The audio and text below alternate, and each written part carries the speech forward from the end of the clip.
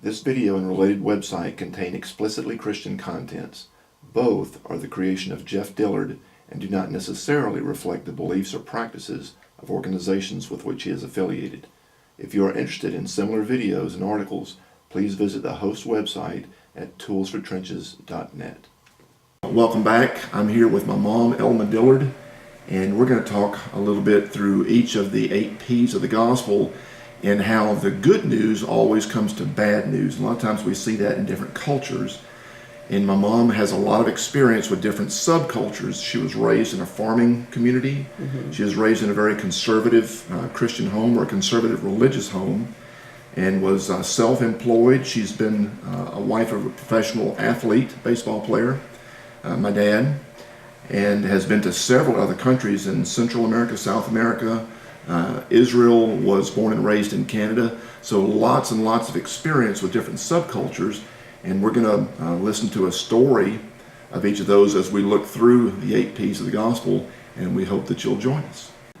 So today, let's talk a little bit about places, because the places of Christ is one of the P's of the gospel.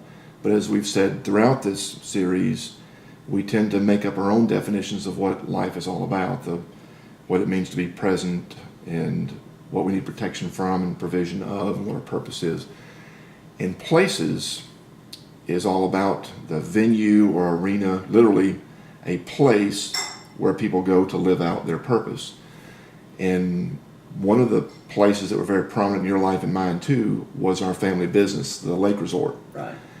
Maybe you could describe what it was like for some families they'd leave their job, they'd leave their home, and they'd come to a new place where maybe they hoped it would be their paradise for the week or a highlight. Sometimes it was, sometimes it wasn't. Yes. Yes. For them and for us. True.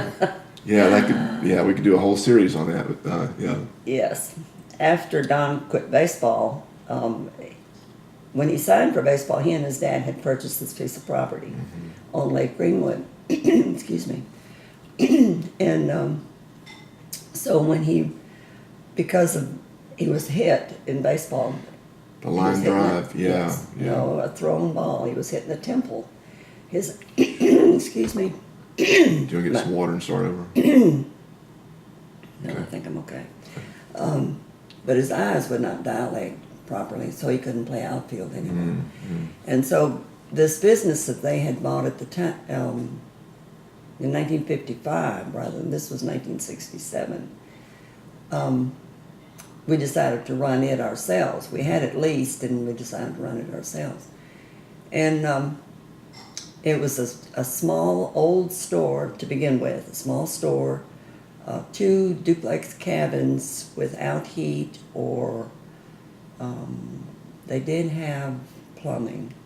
But anyway, very primitive. Yeah, dirt roads, I remember in the beginning, gravel roads. Gravel road, yes. And little fishing pier. right. And so in this store we sold drinks and, Vienna sausage and whatever. Bread, milk. And bread, yes. Very and basic. minnows and worms. And crickets. Yes. And very basic. And so anyway, as the business grew, my parents, I inherited a little bit of money from my parents, and we built a metal building adjacent to the old store. And incidentally, in former segments, I've talked about the church building growing in our yard. Yeah. The first services were held in that old store with no heat through the winter, which was quite exciting. Yeah. We all huddled together and did it. Yes, we did it. We needed a place to stay. But anyway. But as we built the metal building, of course, our business expanded again, and people would come from Greenville and Spartanburg and other places for their vacation. We improved the 2 duplex cabins, built a house. We lived in one of the cabins the first winter we were married with no heat, and that was interesting. So this meager business became more of a resort, not the TV reality-worthy resort of, not Sandals Islands or whatever the place is, but a place about a 100-mile radius from us in South Carolina. People would come to have their week of euphoria and paradise, or so they hoped. Yes. Reprieve from their business, from Yeah. their 8 to 5 work. Or cabin I mean, fever of life. their own family. Or, Yes. And so our middle son, who was an early riser, and my husband Don would get up and open the business at 6 o'clock on weekends, and for the early fishermen and so forth. And you and I would close 12 to 12. Yes, we'd work late. Yeah.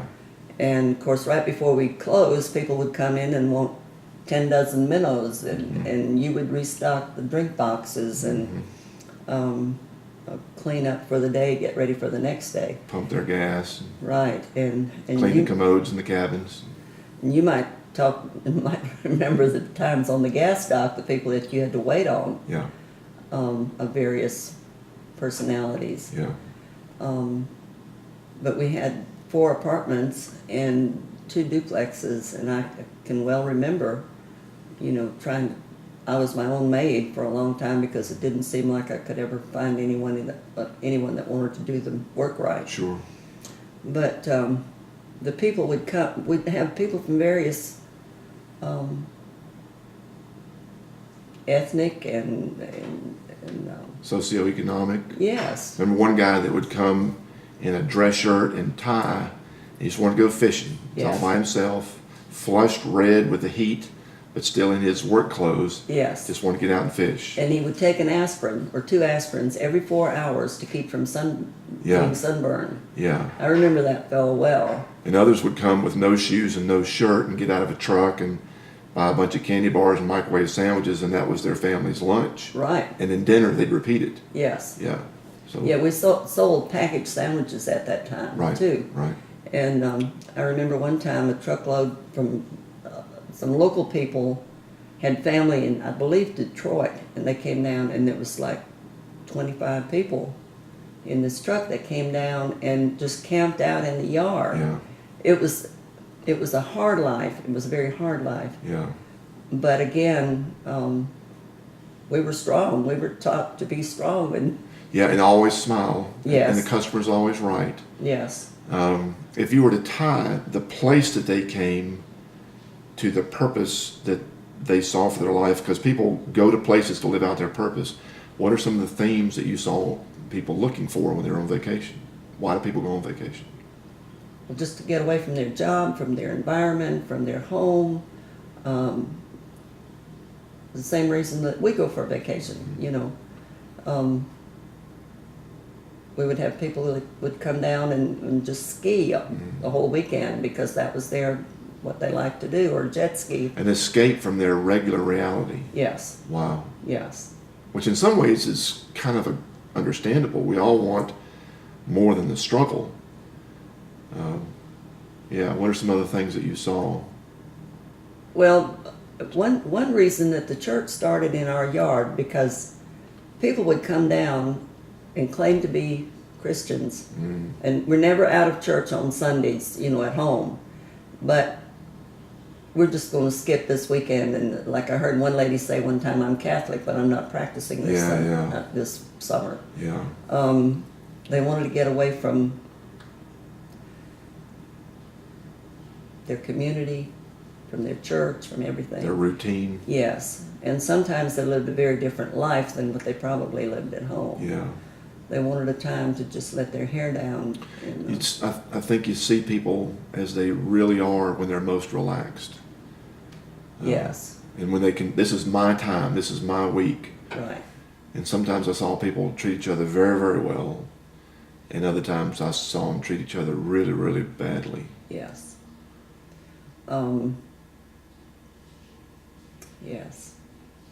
When they came to the lake, I think in some cases you saw more of the true person than what they were at home. Because that was their time. Yeah. When they work, that's their boss's time. Right. And they're going to see them again next week. Whereas when they came to our place, Yeah. they didn't know us, we didn't know them.